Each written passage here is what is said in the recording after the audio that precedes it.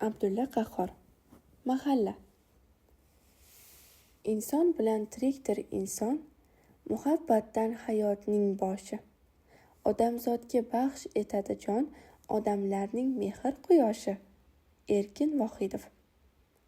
Rohat buva kattakon qora pechkaning eshigini ochib, oyog'ini tovlayotgan edi. Deraza ostida ko'zoynak taqib nevarasining yirtilgan kitobini yelimlayotgan choli urishib berdi. Seni pechkaga o'rgatib bo'lmadi. Nima? Polni o'yib sandal qilib beraymi? Pechka deganning eshigini ochdingmi? Ko'mir osmonni isitadi deyaver. Rohat buvi pechkaning eshigini yopdi. Borib divanga cho'zildi. Uy sovuq bo'lmasa ham bir necha kundan beri uning eti uchar, oyog'i sovqotar edi, og'rir edi. Kampir shu yotganicha ertasiga ham turgisi kelmadi. Indiniga turolmadi. 3-kuni yuragi bir pas qattiq urib turdi-yu, birdan bo'shashib o'ldi qoldi. Hikmat buva nima bo'lganini bilolmay, ko'zi bilan ko'rib turganini aqliga sig'dira olmay, garang bir ahvolda turib qoldi. O'g'li, kelini, 3 nevarasi kirib yig'i boshlagandagina o'ziga kelib, titroqli nafas bilan shivirladi. Ey Xudo, nima qilib qo'yding? Bisotingda menga atagan yana qanaqa kulfatlaring bor? To'g boshimga hammasini birdan to'ka qol. 53 yildan beri bir dasturxondan tuz tatigan, bir ko'rpani bosgan, birga kulgan, birga yig'lagan, 53 yildan beri mushukchaday bir-biriga suykanib, bir-birini yalab, o'g'ritmay tishlab, yiqilib berib, piypaslashib o'ynagan 53 yildan beri mehr atalmish ulkan tuyg'u rishtasini pilla qurtiday bir maromda asta-sekin chuvib, bir-birining qalbini o'rab-chulg'ab kelgan. Hamma rasm-rusum joyiga yetkazilgandan keyin odamlar tobutni ko'targanda shu rishta birdan tortildi-yu, go'yo Hikmat buvaning yurak bag'rini sug'urib oldi. Chol o'kirib yubordi. Kampirni bir pasda yerga topshirib qaytishdi.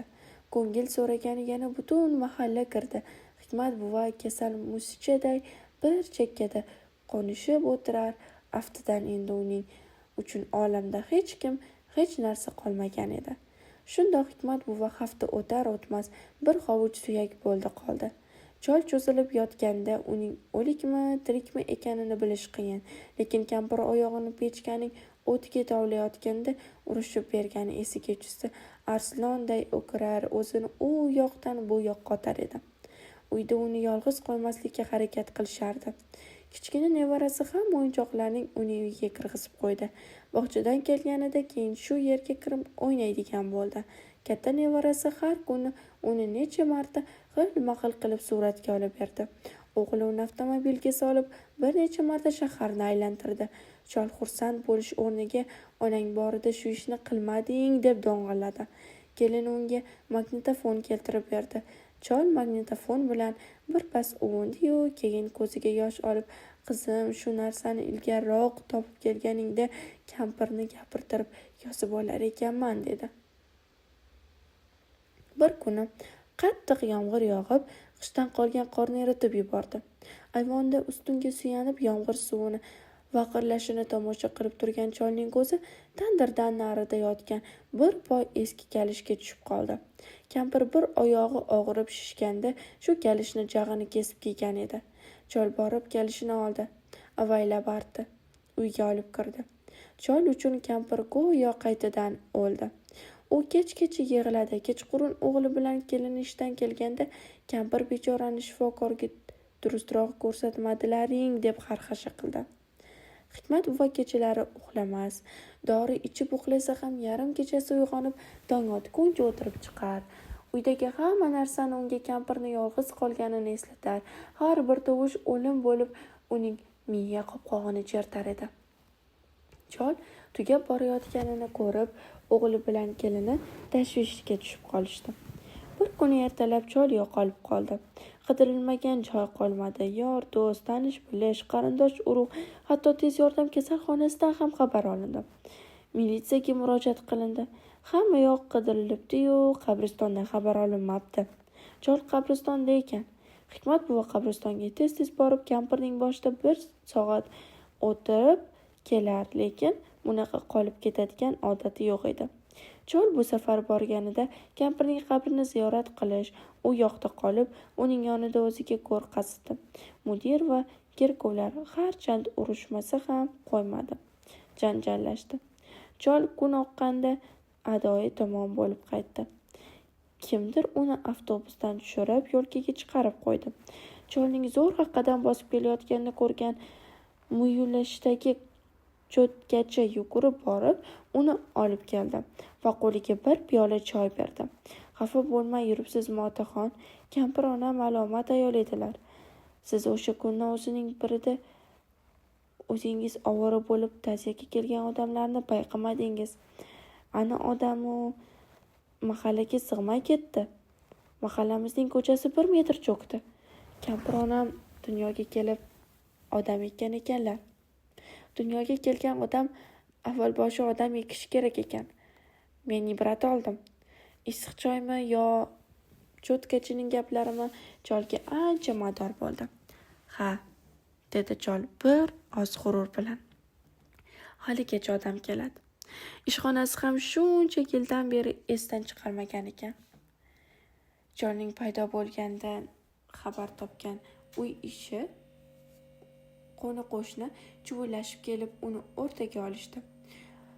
Birov dashnon bergan, birov bag'alagan, birov suyungan. Bular cholni o'rtaga olib chuvillashib ketayotganda yo'l bo'yida turgan shu mahallalik shifokor voqeani eshitib choldan o'pkalagan bo'ldi. Keyin unga razm soldi-yu, kampirdan gap ochdi. Onaxonimiz tarifga sig'maydigan ayol edilar. Shuncha odam bekorga kelgani yo'q. Lekin otaxon mahallamizga biron 8 chelakli bitta samovar kerak ekan.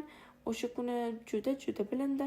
Mahalladan pul yig'sak, xonadonga nech puldan tushadi? Cholning hamiyati qo'zg'ab ketdi. O'g'lim bilan kelinimning bitta samovarga kuchi yetib qolar, dedi. Shifokor undan shu gapni kutgan ekanmi, jilmayib qo'ydi. Chol go'rini qasdib qo'yib, endi bu yerga samovar olgan emas, yotib o'lgani kelgan bo'lsa ham o'g'li bilan kelini nomidan mahallaga kattalik qilib qo'ygandan keyin bu to'g'rida o'ylashga majbur bo'ldi. O'g'lidan pul oldi, samovar qidirishga kirishdi. Biroq o'shnaqa samovarni topishdan ko'ra kondan mis qazib samovar yasash osonroq ekan. Cholning bormagan magazini, yalinmagan magazin mudiri qolmadi. O'g'li bilan kelini uning yelib yugurishiga shuncha kuchuk qayoqdan paydo bo'lganda hayron edi. Nihoyat mahalladagi mansabdorlar yordami bilan samovar topildi. Mahalla aktivlari akt bilan qabul qilib oldi. Umumiy majlisda rais Hikmat buvaga rahmatlar aytdi. Hamma chapak chaldi. Shu majlisda yana bir masala ko'tarildi. Mahallada har kuni bo'lmasa ham haftada 2-3 marta to'y ma'raka, tug'ilgan kun va boshqa marosimlar bo'lib turadi. Kim marosim o'tkazadigan bo'lsa, uyma-uy yurib, idish-tovoq, dasturxon va boshqa narsalar tilaydi. Aktivlar mahalladan pul yig'ib, biror 150 kishilik mahalla ro'zg'ori tashkil qilsa bo'lmaydimi? Bu taklifni hamma olqishladi. Buning mutasaddisi kim bo'ladi, degan savolga hamma qiy-chuv ko'tarib yana Hikmat buvani ko'rsatdi. Hikmat buva unamasdan qarshi so'z aytgani o'rnidan turgan edi. Shuncha odam chapak chalib ko'ziga qarab turganini ko'rib inday olmadi. Mahalla necha xonadon? Bularning hammasi cholni ovora qilmay pulni keltirib berib qolsa ekan. Bu xonadonlardan ko'piga kirish kerak. Koshki bir kirganda pulni berib qolsa ekan. Bir ertaga keling deydi, biri falonchi-munchi berganda men nega shuncha berar ekanman deb qarg'asha qiladi. Biri esa majlisda angrayib o'tirib, gapga yaxshilab tushunmagan, unga tushuntirish kerak bo'ladi. Chol har kuni ertalabdan xonadondan xonadonga bor pulga bir nima olib qolish uchun magazindan magazinga arzot qilgani, idoradan idoraga yugurar, shu orada fursat topib ba'zan kampirning mozoriga ham borib kelardi. Chol nihoyat mahallaga ro'zg'orni to'la to'kis qilib, maktab omboriga qamarib oldi. Biroq ro'zg'orni but qilishda ham ko'ra uni asrash qiyinroq bo'ldi. Ba'zi odamlar narsani olib vaqtida qaytarishmaydi. Ba'zilar, masalan, jo'mragi uchgan choynak, papirosdan kuygan dasturxon, lattasiga allanima balo to'kilgan kursi, sanchqoq qarilgan vilka va hokazo qaytarishardi. Yana o'zi shunaqa edi deb janjal qilishadi. Yo'q, xayriyat, sal kunda odamlar insofga kelishdi. Cholning ishi yengil bo'lib qoldi. Bahor keldi.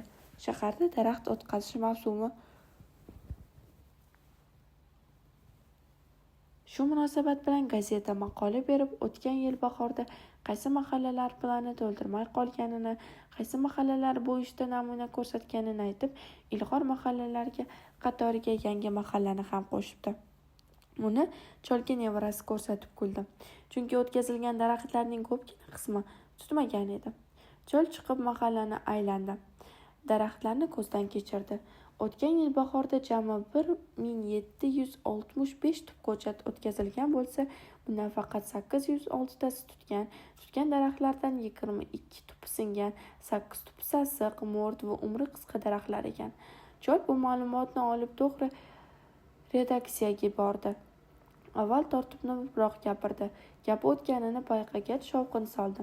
Gazeta ertaga sonida yangi mahalla haqida noto'g'ri ma'lumot bergan muxbirlarga jazo berganini aytdi va muxbirlarni aldagan mahalla aktivlarini kotibaga dashnom berdi.